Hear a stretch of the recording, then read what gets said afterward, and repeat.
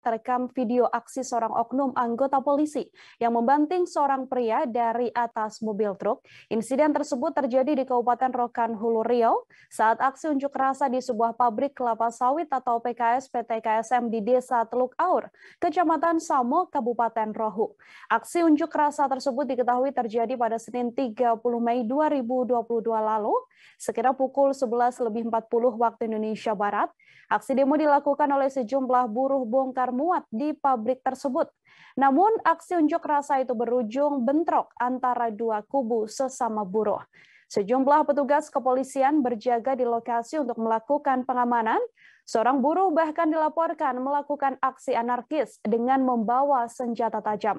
Alhasil, petugas membubarkan aksi unjuk rasa dan mengamankan setidaknya 20 buruh.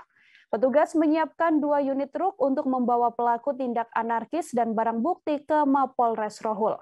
Namun saat itu seorang anggota polisi memaksa seorang pelaku tindak anarkis untuk turun dari bak truk.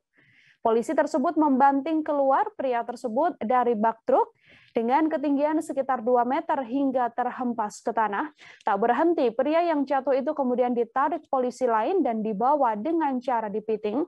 Terkait kejadian ini, Kapolres Rohul AKBP Eko Wimpianto Harjito mengaku ada tindakan anggotanya yang kurang tepat saat mengeluarkan buruh yang diamankan dari bak truk. Eko pun mewakili anggotanya meminta maaf atas insiden yang terjadi. Ia menegaskan anggota mengeluarkan sebagian buruh demi keselamatan mereka. Pasalnya, truk yang dipakai sudah penuh dan harus berpindah ke truk lain. Terima kasih sudah nonton. Jangan lupa like, subscribe, dan share ya!